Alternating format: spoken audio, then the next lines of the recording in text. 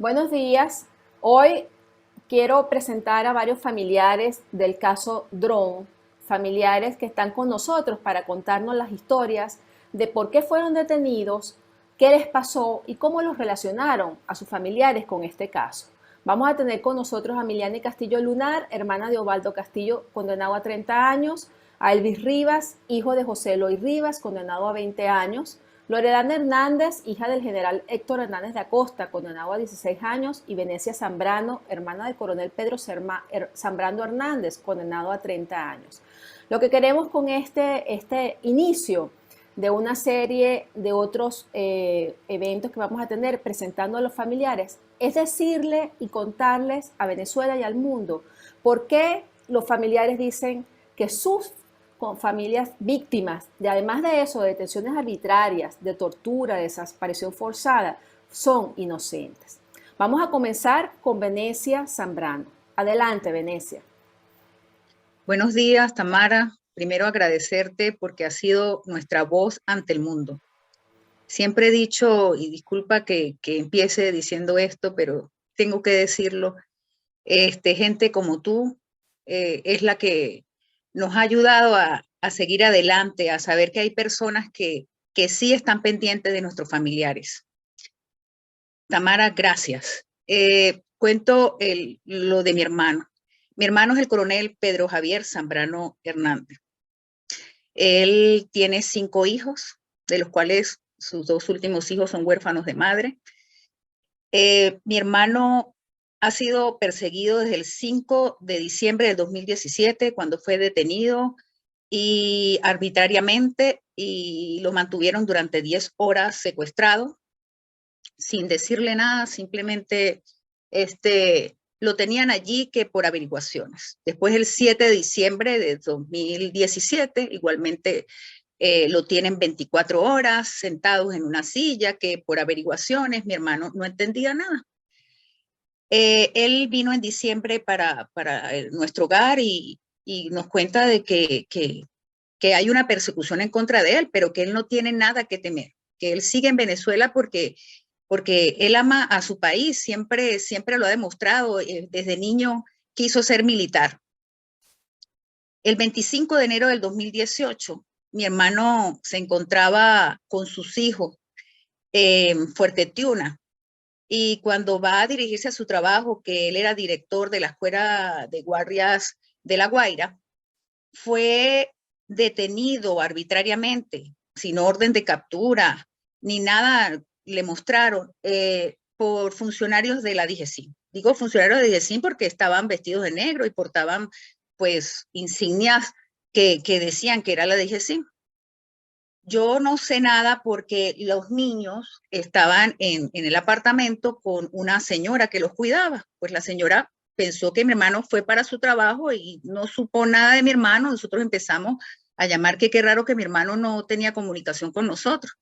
No es sino hasta 2 días después que recibo yo una llamada anónima donde me dicen que mi hermano fue llevado, secuestrado por unos hombres de negro y que por favor que tratara de salvarlo, de salir por los medios de comunicación, porque a él se lo pensaban llevar y matarlo, como es costumbre de este régimen.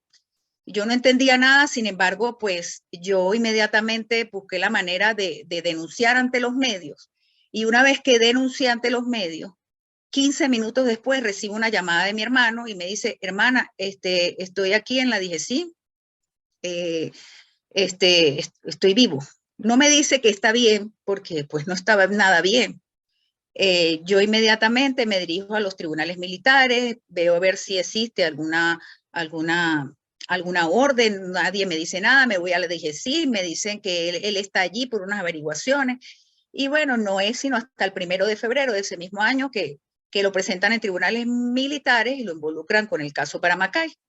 Mi hermano, a raíz de las torturas recibidas, empieza a sangrar por la orina. Mi hermano es presentado en ese momento con evidentes signos de tortura, sumamente delgado. Mi hermano nos manifiesta pues, que había sido golpeado en las nalgas, había recibido descargas eléctricas en los testículos, en toda la cintura. y lo presentan en el caso Paramacay. Pasan 4 meses y 27 días, mi hermano no le comprueban nada y le dan una medida sustitutiva porque mi hermano, a raíz de los golpes, nosotros solicitamos traslado al hospital militar y es trasladado y se dan cuenta de su estado de salud y que si lo mantenían ahí, pues podía fallecer.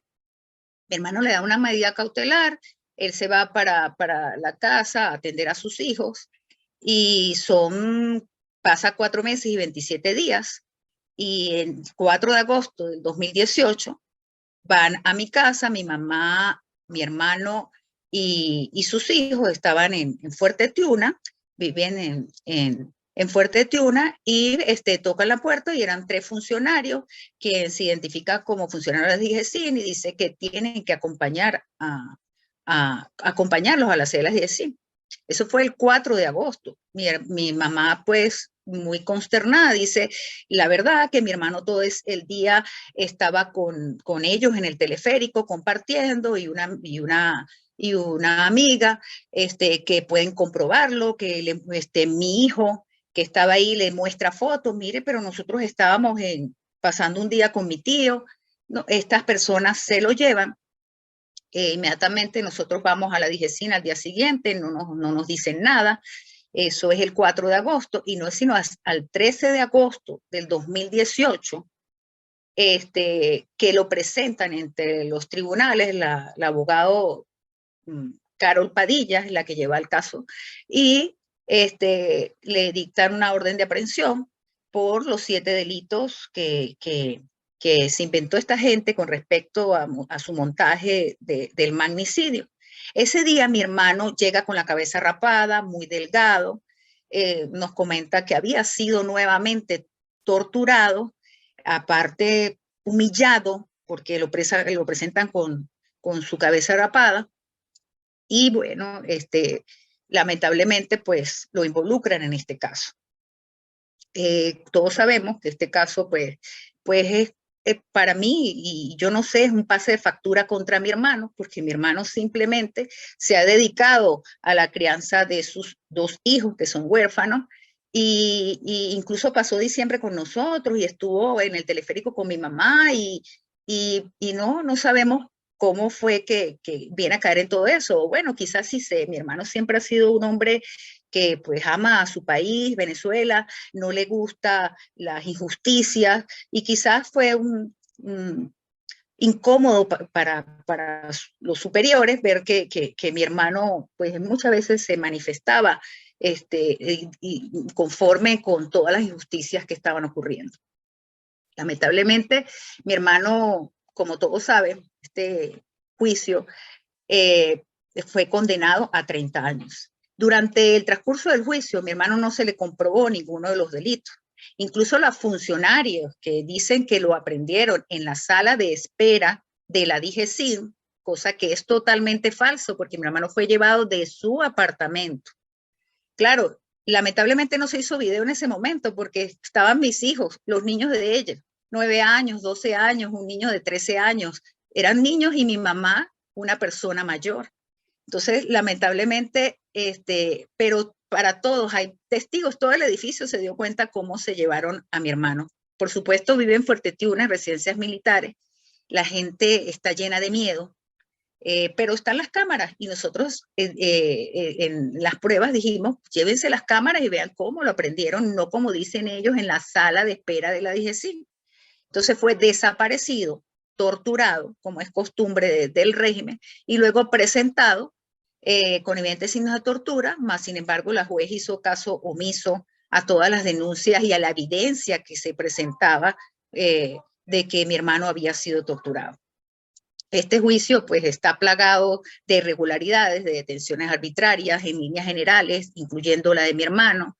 Ellos de pruebas totalmente falsas, incluso la aprensora dice, ¿usted recuerda el día que detuvieron a Pedro Zambrano? Dice, no recuerdo. Usted firmó el acta, ¿verdad? Dijo, sí, pero esa es su firma, sí, pero no recuerdo. O sea, todo no lo recuerdo, todo no recuerda que fue aprendida, pero él fue aprendido en la sala de espera de la DIGESIN, no recuerdo. Esa es la respuesta de los funcionarios de la DIGESIN que supuestamente dan la orden de aprehensión una vez que después que han sido torturados, porque si como familiares nosotros nos salimos a denunciar, todos sabemos cuál es el destino, la mariposa, la tortura y la posible muerte, porque ellos están acostumbrados a esto. Yo digo que esta sentencia de mi hermano, injusta, que no se comprobó ninguno de los delitos que lo estaban acusando, es para sembrar miedo en las Fuerzas Armadas. Porque cuando un hombre que ocupó los primeros puestos de su promoción, que siempre ha sido líder entre sus filas y ejemplo, ellos quieren de alguna manera demostrar que el poder del miedo es más grande que todo. Entonces, a sus compañeros, les digo que Pedro Javier Zambrano, uno de los primeros de su promoción, está hoy bajo las mazmorras del régimen. ¿Ustedes qué van a hacer? Nada. Temen por su familia, lo sé.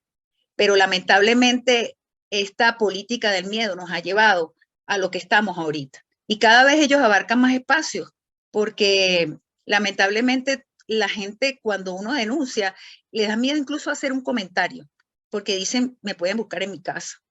No, espacios como estos es la que nos hacen denunciar y hacer llegar al mundo y reflexionar a los entes que están encargados y llevan los casos de los que hemos emitido suficientes pruebas de la tortura y de las desapariciones forzadas, que deben actuar lo más rápido posible porque cada día se pierde una vida, cada día se pierde la libertad de estos grandes hombres, hombres de valor, hombres que si ustedes ven el currículo de los militares que hoy están presos bajo las mazmorras del régimen, son militares todos de honor, son militares que ocuparon los primeros puestos de su promoción y son militares que siempre fueron institucionales y apegados a la Fuerza Armada, de la cual no había opinión política, sino simplemente se dedicaba a lo que era la protección de su pueblo, a la protección de las fronteras y no a la protección de un régimen criminal. Venecia, eh, para terminar y darle paso al siguiente, ¿qué esperas tú en este momento o cómo se está organizando la defensa de tu hermano con esta sentencia? ¿Ya han tenido alguna conversación sobre esto? Mira, nosotros fuimos a buscar, al día siguiente no hubo despacho y el día después tampoco hubo despacho porque, bueno, comentaron que la juez estaba, porque fue hasta el amanecer. Entonces íbamos a sacarle copia a la dispositiva porque son 10 días para que salga la exposición de motivos, que quiero saber cómo la juez Carolina López va a justificar los delitos sin ninguna prueba. O sea, estamos en esa incógnita porque la verdad que no sé dónde va a sostener su mentira. Entonces estamos esperando eso para realizar la apelación y pues y seguir hasta lo último en las instancias nacionales. En las instancias internacionales, el caso de mi hermano está llevado por la Corte Penal Internacional, que mucha gente me dice, pero qué justicia tan lenta, o por qué no hacen algo, pero bueno, esos son pasos que Que hay ellos que dar. cumplen, sí, que hay que dar, pero que yo confío en ellos, yo le pido, mi hermano, mi hermano Ya, es un hombre de valor, cortico, Venecia, para darle sí, espacio a los demás. y quiero que por favor, pido que actúen lo más pronto posible. Sí. El caso de tu hermano lo lleva el Instituto Casla ante la Corte Penal Internacional y bueno, es uno de los que está siendo investigado. Vamos a darle la palabra ahora a, Gracias, Tamara. de nada, Venecia. No te vayas, quédate con nosotros. A Miliani Castillo Lunar, hermana de Osvaldo Castillo, condenado a 30 años. Bienvenida, Miliani. Adelante. Hola, buenos días para todos. Agradecida con usted, doctora, por esta oportunidad tan valiosa de poder visibilizar el caso de nuestros familiares injustamente condenados. Y bueno, confiando en Dios plenamente que esto va a llegar a muchas personas que se van a sumar para poder apoyarnos. Mi hermano Osvaldo Castillo es un joven estudiante del 10º semestre de ingeniería. Fue detenido el 6 de octubre del 2018, es decir, 2 años después del intento de magnicidio frustrado. Meses previos al 4 de agosto se encontraba en nuestra residencia en el Zulia, estudiando, terminando su carrera, haciendo sus pasantías. Y el 4 de agosto se encontraba aquí en mi casa compartiendo con nosotros. En octubre, él le salió el cupo de economía en la Universidad Central de Venezuela. Su pensar era culminar ingeniería e irse a estudiar en Caracas. Él viaja el 5 de octubre a inscribirse. Me llama y me dice que no se puede inscribir porque le faltaba un documento. Que ya se venía, pues ya se regresaba. Pasaron 1 o 2 días y no aparecía, y comenzó nuestra preocupación y empezamos a buscarlo por todos los entes policiales y por todas partes. Entonces nos dijeron, no, vayan hacia Caracas, que si él estaba allá, vayan a buscarlo allá. Bueno, me voy con mi mamá hacia Caracas, empezamos a buscarlo en todos los entes policiales y nadie nos daba respuesta alguna sobre su paradero. Hasta el mismo SEBIN Helicoide, donde ha sido su centro de reclusión, nos los negaba. Pasados 15 días, el ministro Jorge Rodríguez en cadena nacional sacó un video. En el video aparece mi hermano. Obviamente lo torturaron, lo amenazaron y lo golpearon para que él lo grabara. Sin embargo, en ese video, el mismo ministro Jorge Rodríguez dice que él no participó y que él se encontraba en la clandestinidad porque la oposición quería atentar contra su vida. Cosa que totalmente, o sea, falsa, porque él se encontraba viviendo una vida normal. Tuvo 2 meses, desde el 4 de agosto hasta el 6 de octubre, que en el cual, si él supiera que tenía alguna deuda con la justicia, tuvo tiempo para salir del país. Pero él estaba viviendo una vida tranquila, una vida normal, estudiando, enfocado en sus cosas. Mi hermano fue sometido a brutales torturas, desaparición forzada, aislamiento, asfixia, golpes entre todos los funcionarios. Y no le fue permitido establecer abogado privado hasta la audiencia preliminar. Y allí no pudieron defenderse porque no tuvieron ninguna prueba porque no lo habían dejado defenderse. Al pasar el tiempo, las audiencias fueron más de 100 audiencias y 2 años y 8 meses. Cada vez que trasladaban a mi hermano a tribunales, nunca lo nombraban. Hablaban del caso y nunca lo nombraban a él. Al final de 300 pruebas, solo 3 cursan en contra de mi hermano. La primera es los policías que lo detienen. La segunda, la inspección que le hacen a la camionetica por puesto donde él viajaba. Él se encontraba, cuando hacen la detención, se encontraba en El Venado. En ese peaje hacen la detención. Luego, la tercera prueba en su contra son los funcionarios que van al tribunal a dar su declaración y ellos mismos dicen que no tiene nada que ver, que él no participó, que ellos hicieron la inspección, revisaron el teléfono, no sé qué, y él no participó. Seguidamente, la juez Eni Carolina López dicta sentencia, una sentencia brutal, inhumana, y lo condena a la pena máxima, aun cuando no existe ningún elemento de comisión en su contra y que durante el juicio su inocencia fue demostrada, y lo culpa de todos los delitos: homicidio en grado frustrado, asociación para delinquir, financiamiento al terrorismo y traición a la patria. Nosotros de verdad teníamos mucha esperanza de que él saliera en libertad, puesto que, como le digo, su inocencia fue demostrada. Estamos destrozados, tanto nosotros como él, los abogados, todos quedamos, o sea, impactados con este resultado tan cruel y tan inhumano. Porque es difícil, es muy triste y doloroso una persona detenida, pero aún más lo es una persona detenida injustamente, sin haber cometido ningún delito. Espero y confío que, bueno, que esto sirva para hacer voz de ellos y que y que los organismos nacionales e internacionales puedan interceder a la libertad de él y de todos los presos políticos, de todos los coacusados, porque todos están detenidos injustamente y sentenciados a la pena máxima cuando solo fue un intento de magnicidio. Gracias. Miliani, tú dices que fue demostrar su inocencia, ¿no? Y que además los propios funcionarios dijeron que no estaba, que no estaba, no hizo o no estaba acusado de nada, ¿no? Que no había ninguna prueba en su contra. El caso de tu hermano también lo hemos denunciado en la Corte Penal Internacional y yo les agradezco a ustedes la confianza que me han brindado para eso. ¿Qué piensa hacer la defensa? ¿Ya tienen alguna idea? O sea, ¿ya se han reunido para hablar de esto con ellos o todavía están en ese proceso que dijo Venecia de esperar para poder hacer las acciones que tienen que hacer?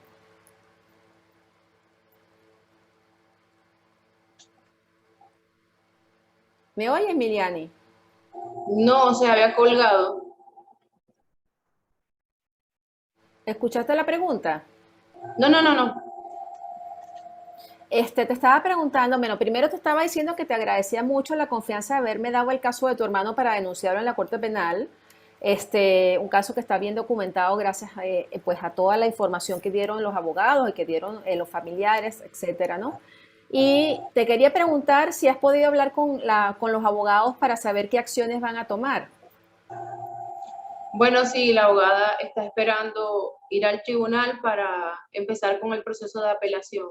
Y bueno, hacer todo lo que sea necesario para poder demostrar aún más la inocencia de mi hermano. Bueno, muchas gracias, Miliani. Vamos ahora con los hermanos Rivas, que están con nosotros ahora. Ellos son los hijos de José Eloy Rivas, condenado a 20 años, y le doy la palabra al que quiera tomar la palabra, pues.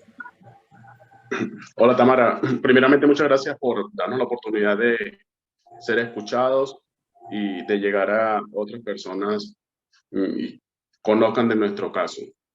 Mi nombre es Edison Rivas, hijo de José Eloy Rivas. Mi padre, bueno, como ya todos saben por las noticias, fue condenado a 20 años injustos de prisión. Mi papá sencillamente era un exfuncionario de la Policía Metropolitana, jubilado. Luego él trabajó con nosotros. Cabe recalcar que mi papá, durante más de 30 años de servicio en la institución policial, no pudo o nunca tuvo un expediente en su contra. Luego que él se jubila, comienza a trabajar con nosotros. En Caracas vendíamos teléfonos celulares. Él sencillamente con mi hermano constituyó una empresa, porque en Venezuela para constituir una empresa necesitan 2 personas.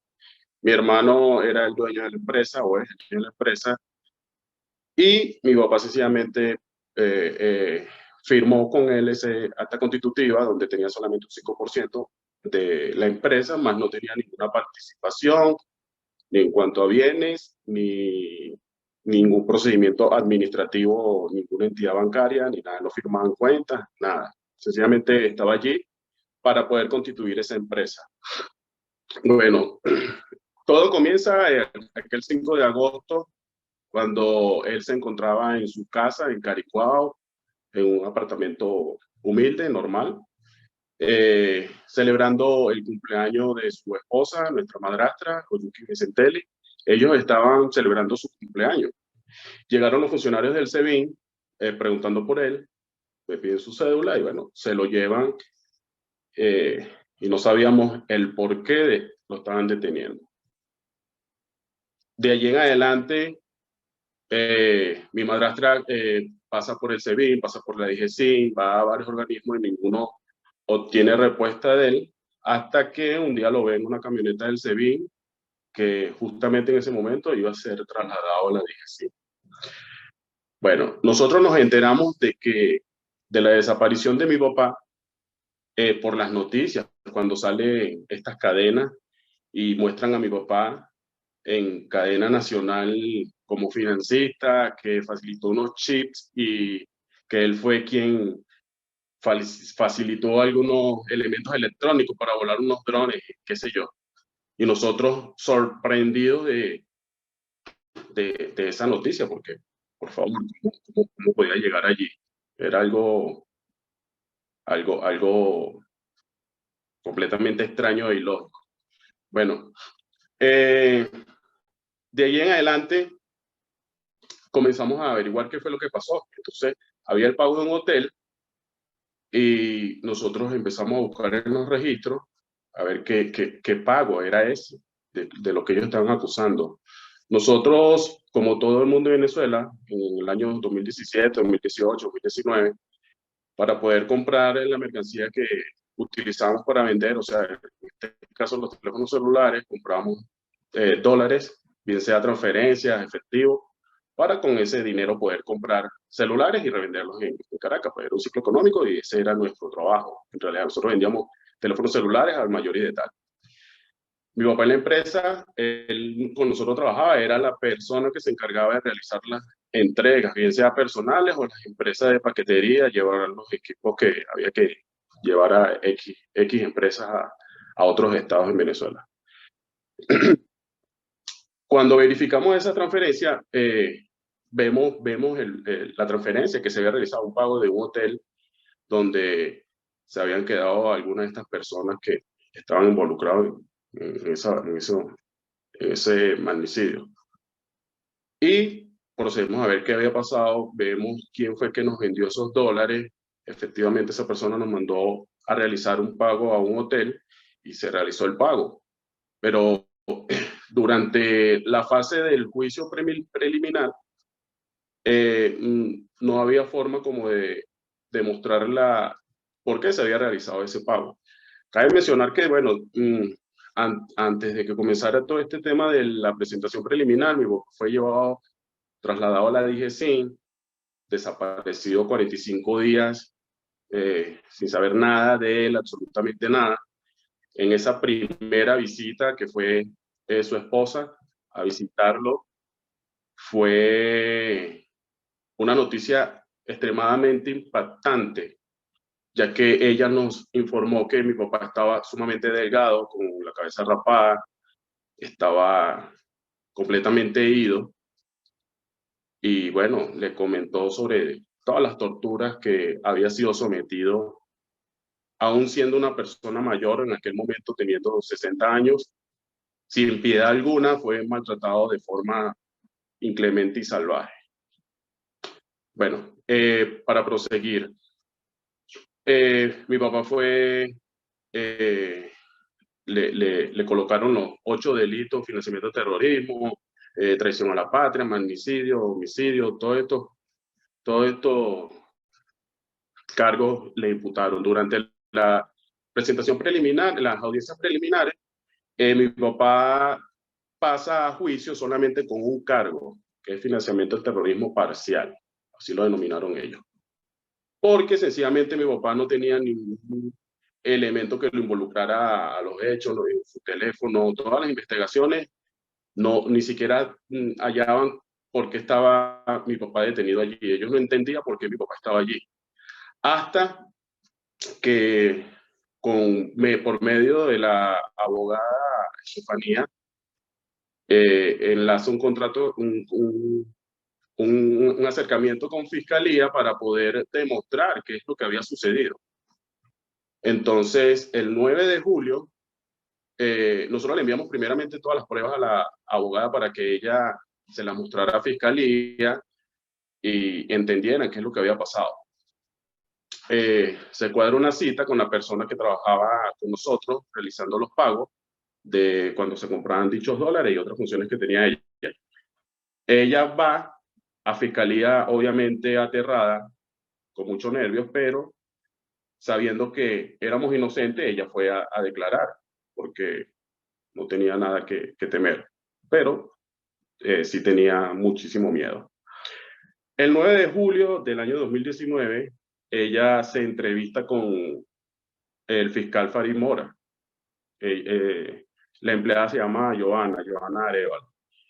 Ella va a Fiscalía, se entrevista en la oficina con Farid Mora y le cuenta todo lo que había sucedido, que fue un pago a terceros, que nosotros compramos dólares y bueno, realizamos ese pago porque se compraron unas divisas y esa persona mandó a realizar ese pago a ese hotel. Se muestran todas las pruebas de documentos, un video que realizó esta persona donde decía que él había mandado a realizar ese pago, que nosotros sencillamente habíamos hecho esa transferencia. O sea, nosotros estábamos realizando un pago de una cuenta que él nos mandó por una venta de unas divisas. Fiscalía admite las pruebas, siendo el 14 de enero del 2020, cuando inicia el juicio, la Fiscalía presenta las pruebas. Después de haber sido verificadas, le realizaron las experticias, verificaron el teléfono donde se recibieron los mensajes.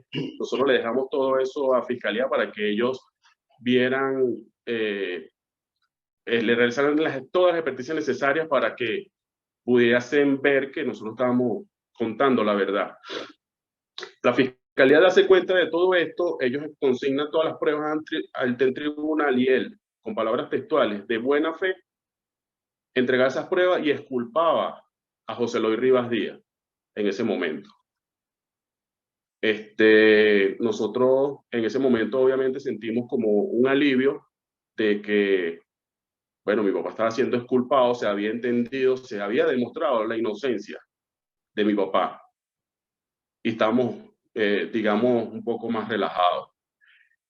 Después de todas estas pruebas, aún así, Joana Arevalo, que fue quien realizó el pago, ella fue citada por el tribunal para que rindiera declaraciones. El 14 de octubre del año 2020, ella fue hasta tribunales y presente ante el juez, abogados, fiscales y todos los allí presentes. Ella declaró y explicó cómo, por qué se realizó ese pago.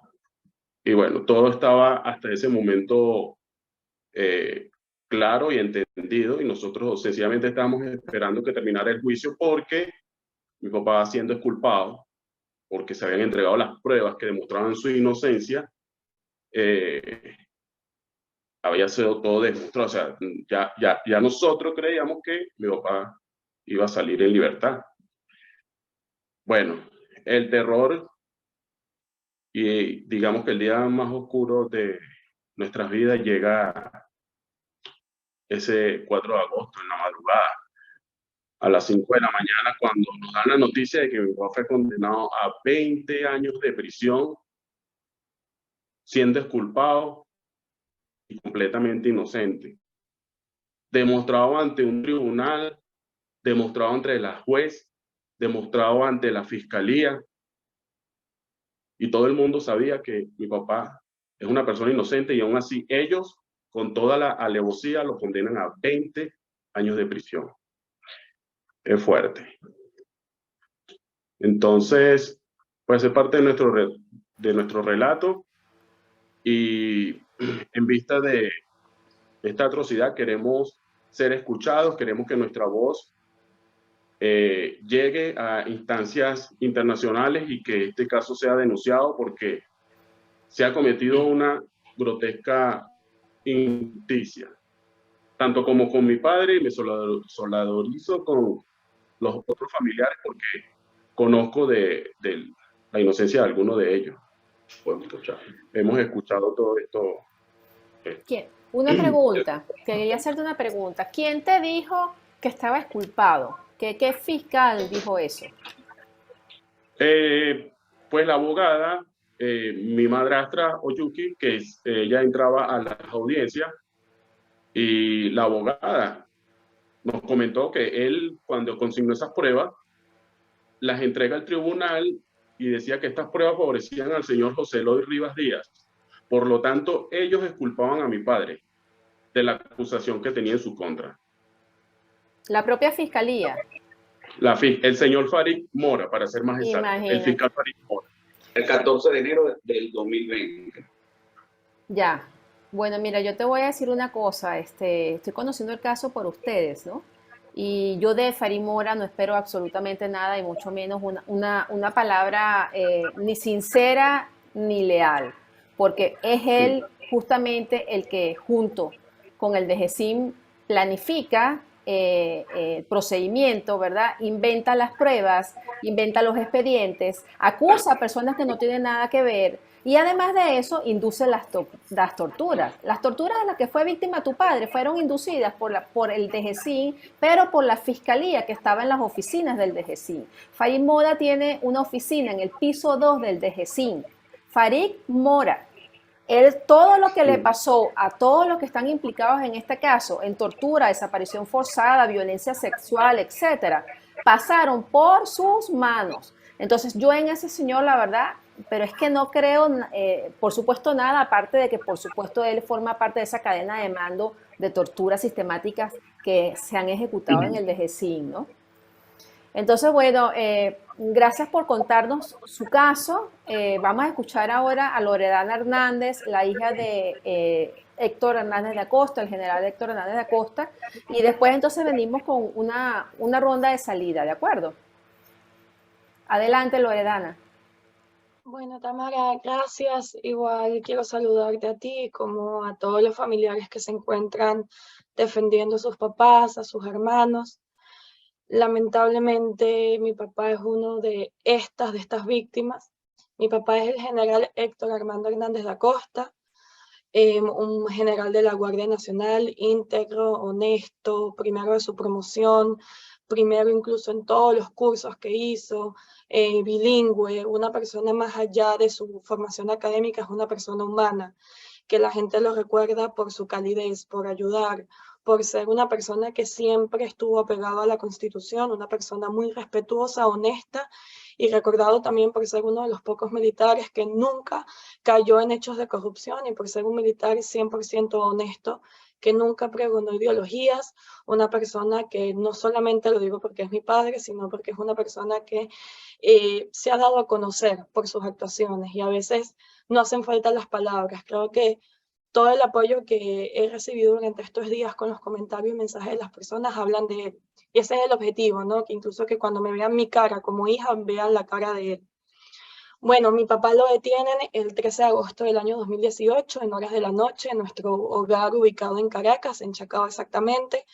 Mi papá se encontraba convaleciente de su tercera operación gastrointestinal. Mi papá ya venía con muchos problemas de salud desde un año atrás.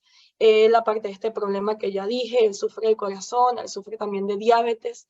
Y estando en la cárcel se le ha empeorado todo este tipo de patología que incluso lo han hospitalizado. Esa noche no nos esperábamos esa detención arbitraria. Llegaron aproximadamente 40 hombres de la DGCIM y de la Policía Nacional Bolivariana a las afueras de nuestro edificio, subieron, le cayeron a golpes y a mandarriazos a nuestras puertas hasta que mi papá saliera. Yo hice toda esta toma en vivo y hago énfasis en esto porque la fiscalía dice que mi papá lo detuvieron estando en la DGCIM, que el video no existe, incluso cuando fueron a mostrar la prueba, una prueba que costó mucho, que costó muchísimo hacerla, cortaron el video, lo cortaron y dicen que mi papá se presentó en la DGCIM y allí fue cuando lo detuvieron. Totalmente falso. Esta noche mi papá se encontraba en nuestro hogar, incluso él me acuerdo perfectamente que él nos estaba haciendo unas arepas a mi hermano y a mí, se acuesta en la cama, a los 15 minutos empieza todo este ruido en las afueras y entran. A mi papá se lo llevan, yo me quise despedir de él, no me dejaron, lo apuntan delante de mí. Recuerdo que mi papá pegó un grito esa noche cuando estábamos en la planta baja y mi papá gritó y dijo, ¿qué? ¿Me van a matar? Porque lo apuntaron. Y recuerdo que en ese momento de mi impotencia, al ver que apuntaban a mi papá, yo le lancé un termo de agua que yo tenía en mis manos a esos funcionarios o a esos seres que yo no tendría ni siquiera la capacidad de ponerle un nombre, y lo meten en un taxi sin placas de la DGCIM. Mi papá desde ese día estuvo desaparecido por 40 días. Esa noche que se lo llevan, mientras yo estaba abajo resolviendo el problema de mi papá, viendo qué estaba pasando, porque nunca entendí, arriba estaba mi mamá, y se metieron otra parte de este grupo a allanarnos y a sembrarnos pruebas falsas, incluso en mi cuarto, en el cuarto de mis padres. Y estas son las pruebas que llevan a los tribunales. Mi papá estuvo desaparecido durante 40 días. Ese día lo querían trasladar a La Mariposa. Él mismo, según sus palabras, dice que en el trayecto dicen, no, ya la situación se volvió viral, no podemos desaparecer al general. Cambio de órdenes, vamos a llevarlo a la DGCIM. Lo llevan a la DGCIM, de igual forma lo torturan. Lo querían obligar a hacer un video declarando culpable o donde él declarara su conexión con gente de la oposición. Mi papá no lo hizo, razón por la que recibió una cantidad sin fin de torturas, entre esos colgamientos. A él lo amordazaron cuando se lo llevaron de la casa, lo desaparecieron, le cayeron a golpes, él tuvo que hacer sus necesidades en bolsa, estuvo incluso en el cuarto de los tigritos, etc. Él no tenía ni siquiera derecho al agua, no tenía visita, no tenía derecho a abogado, un sinfín de irregularidades. A él lo presentan en tribunales, le dictan la privativa de libertad. Nosotros incluso, yo estaba presente ese día en las afueras porque nunca nos dejaron entrar y desde ese momento comenzó toda esta pesadilla para la familia. Comenzaron los múltiples allanamientos, ya nosotros teníamos pánico de que todas las noches entraran a nuestro hogar. Luego de todo esto, bueno, mi papá sufre múltiples irregularidades. En todo este trajín, a mi papá le dictan la medida de liberación inmediata por parte de la ONU. No le hacen caso. La juez Genit Carolina López dice que es una opinión y no le para a esto.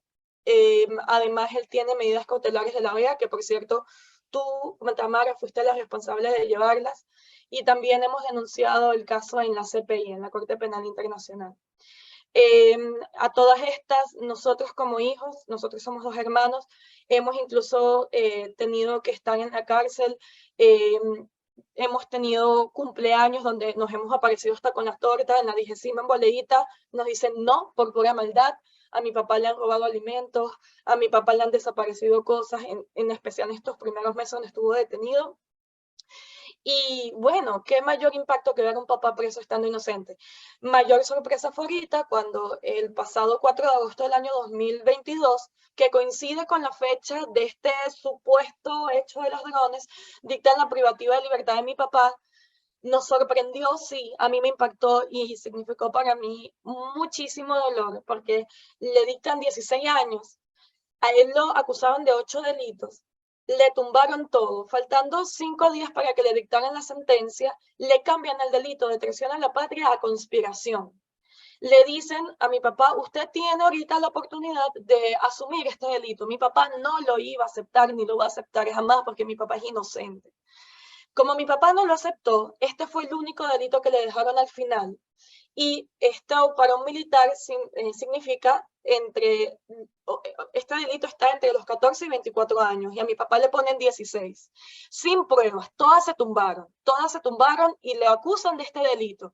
Y lo que me parece totalmente indigno, lo que me parece totalmente inaceptable es que ahorita aparecen unas declaraciones del segundo jefe de la DGCIM de aquel entonces, del año 2018, Christopher Figuera, donde dice y confiesa que mi papá es inocente y que a alguien de allí, a uno de los torturadores, se le ocurrió buscar en una lista a quién meter en el caso y se le ocurrió meter a mi papá, sin ni siquiera tener pruebas, sin ni siquiera tener una muestra, nada, simplemente porque mi papá nunca pregonó las palabras de la revolución.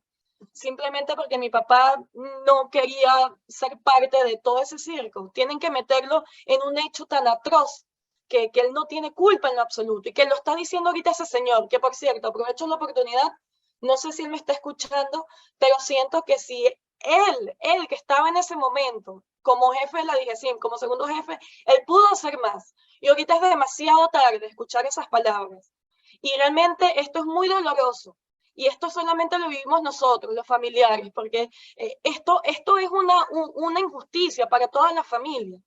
Y nosotros no nos damos cuenta de la importancia de la libertad hasta que nos damos cuenta con estas injusticias.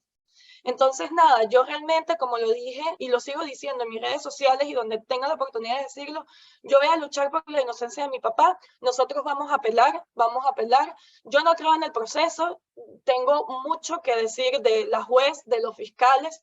Siento que lo que han hecho no tiene nombre y de verdad yo espero que ellos tengan el perdón de Dios, porque de mi parte jamás lo van a tener. 4 años han sido suficiente sufrimiento. Hemos tenido persecución política por culpa de esa juez y por culpa de esos fiscales y de todo ese circo que metieron a mi papá en tremenda mentira. Yo no he tenido ni siquiera la oportunidad de abrazar a mi papá. Mi papá se ha perdido las graduaciones mías y de mi hermano, se ha perdido los momentos más importantes y eso no se va a recuperar nunca, no tiene perdón.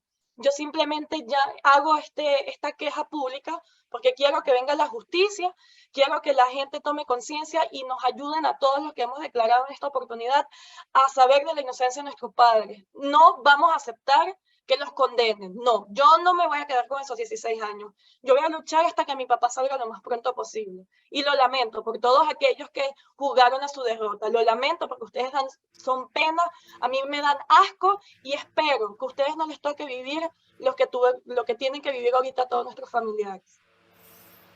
Gracias, Loredana. Yo quería, antes de preguntar, de pasar una última pregunta para todos ustedes, decirles que lamentablemente en Venezuela yo no creo ni en la justicia de ahora ni en la de antes. Es decir, ahora el fiscal lamentablemente de la estructura criminal de Maduro dice que ellos ahora están avanzando y quieren hacer justicia y quieren seguir mintiéndole a la Corte Penal haciendo supuestas investigaciones de no sé quiénes, ¿no?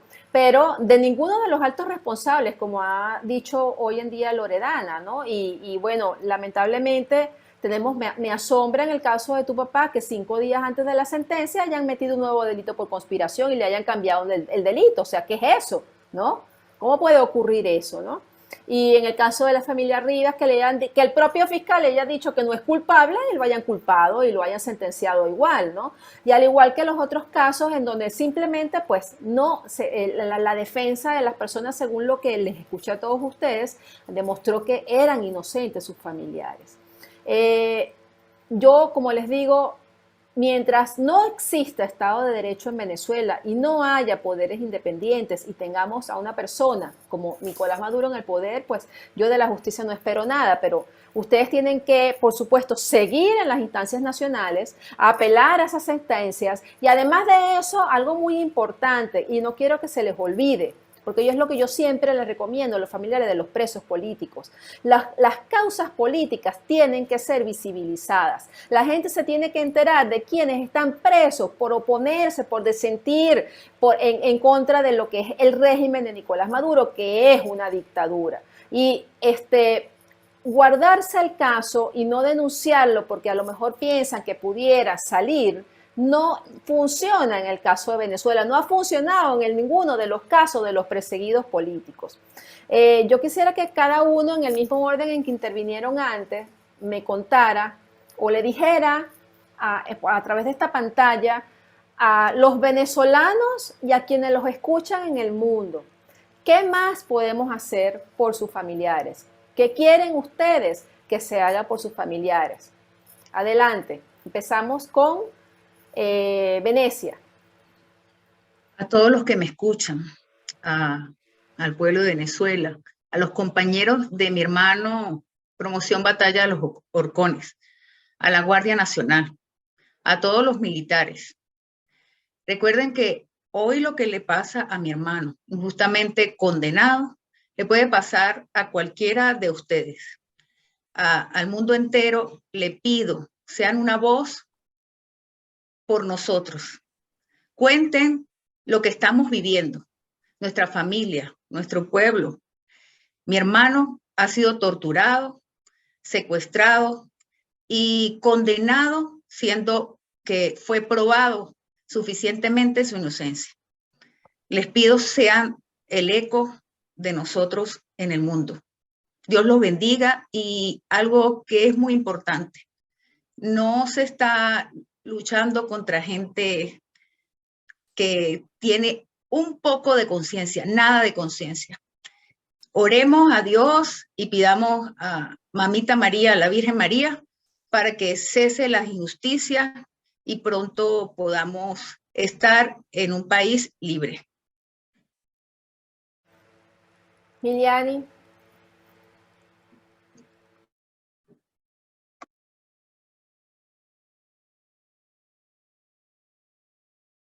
Miliani, el micrófono.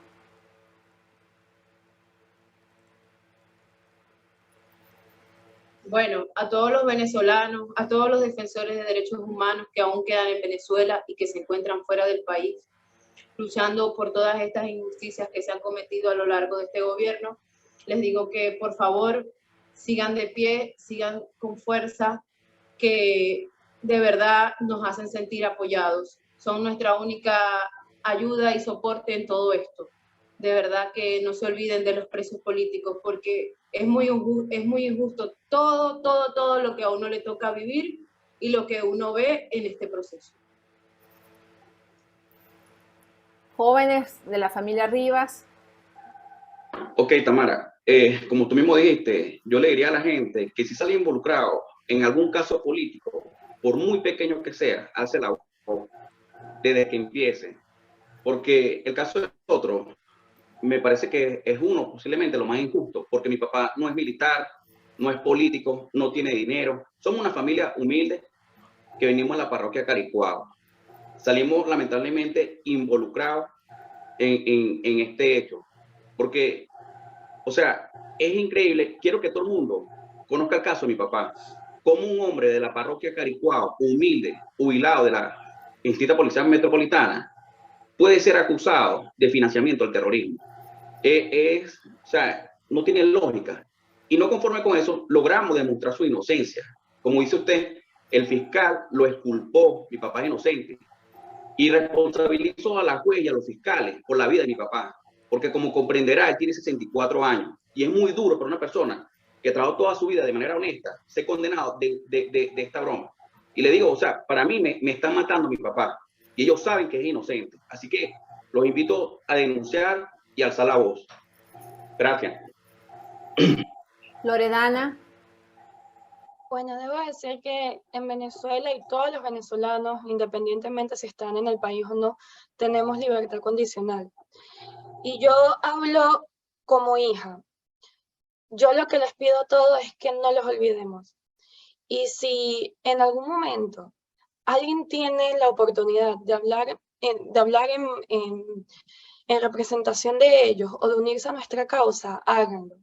Porque hay que ponerse en sus zapatos. Es duro para nosotros, pero cuando pensamos en ellos, ellos ahorita están en una celda, en este preciso momento, en una celda, 4 paredes blancas, quizás hacinados, sin ver la luz del sol, esperando algún día salir.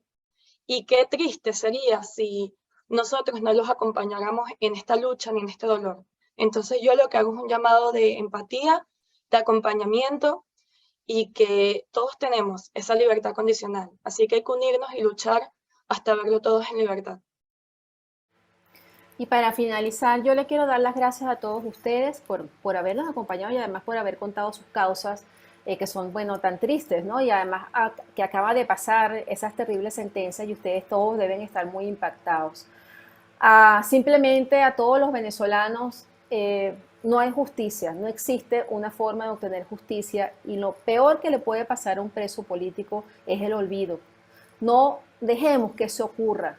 Tengamos pendiente que estas personas que nos han hablado hoy, nos han hablado desde el corazón y que sus familiares, como dijo Loredana, están en este momento quizás en las celdas del Dejecín enterrados bajo tierra, sin luz, sin aire natural y pensando en sus familias y en volver. Y al fiscal Tarek William Saad, usted no abrió ni una sola investigación por las denuncias de los 17 detenidos de cómo fueron terriblemente torturados por esos funcionarios que además usted trajo a hablar al tribunal para acusar a estas víctimas. Acusaciones que no deberían tener ningún tipo de valor probatorio porque son sus victimarios. Usted no abrió ni una sola investigación por todos esos hechos y por todas esas torturas. Por eso, señor fiscal, es que nadie cree en usted. Muchas gracias a todos ustedes por estar y hasta una próxima oportunidad.